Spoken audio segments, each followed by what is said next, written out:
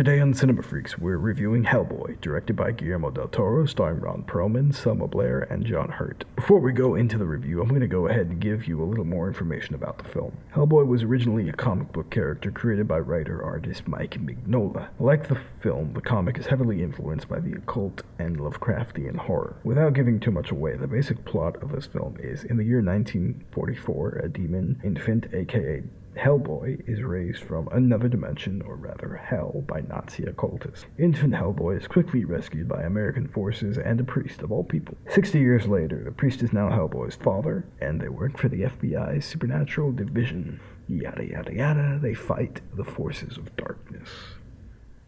Now that you know a little bit more about the film and its history, let's get back to it. Though today we're not going to be discussing the theatrical version of this film, we are more specifically discussing the director's cut. I love the theatrical version of this film, don't have much to complain about, to be honest. But I actually found myself liking this version a lot. The plot made a tad more sense and it was a little more fleshed out. I personally end up liking the director's cut of the film much more than the theatrical versions. You get to see the director's full intended vision for the film. It's not mucked up in a mess of studio nonsense. That being said, this film is very enjoyable. I love the Lovecraftian elements, along with the campy comic book / Jim Henson-esque creatures, or I should really say Guillermo del Toro style creatures, given the fact that they're his telltale signature, i.e. Pan's Labyrinth and Blade 2, only one of which I've seen, the other I googled. The film is action-packed fun, has surprisingly well-developed characters, it's well acted, especially by the likes of Ron Perlman and Selma Blair. Not to say that John Hurt and Rupert Evans did a bad job, I just really enjoyed the relationship between Liz and Hellboy. It felt natural, it felt real, and it wasn't forced upon you.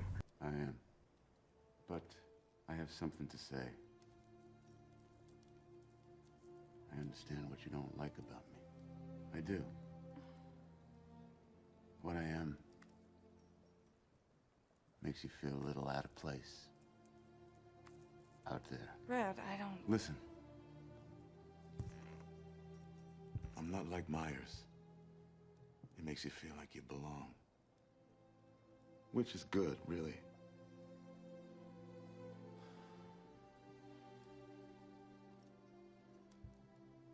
I wish I could do something about this.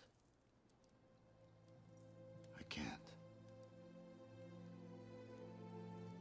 I can promise you two things. One, I'll always look this good.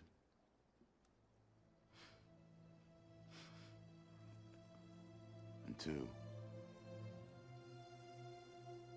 I'll never give up on you. Ever. I like that.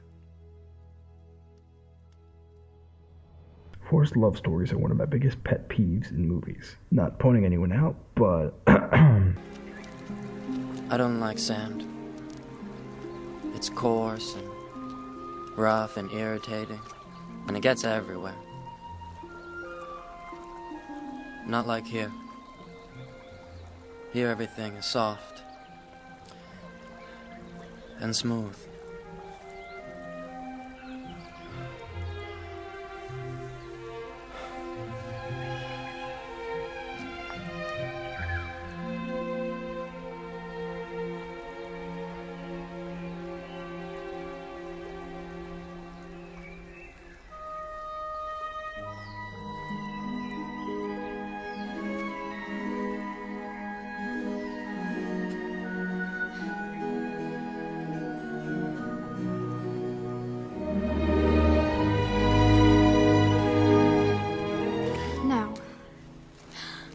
I shouldn't have done that.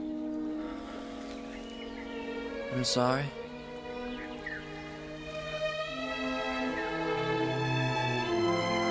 Well, the only thing that gave me a slight distaste was the film's villain. Don't get me wrong, I didn't hate him, but my feelings towards him were meh.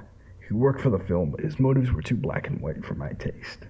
Overall, Hellboy is a well-rounded film. Director's cut or not, I highly recommend it. If you haven't seen it, go buy it right now. If you've seen it, but not the director's cut, go buy that. Or hell, fuck that. If you haven't seen it, go buy the director's cut right now. Now I'm gonna go watch some more movies and talk about them with you guys. Because you guys have no lives, but hey, I don't judge. I'm right there with you. If you guys like this video, please comment, like, and please subscribe. We need subscribers desperately.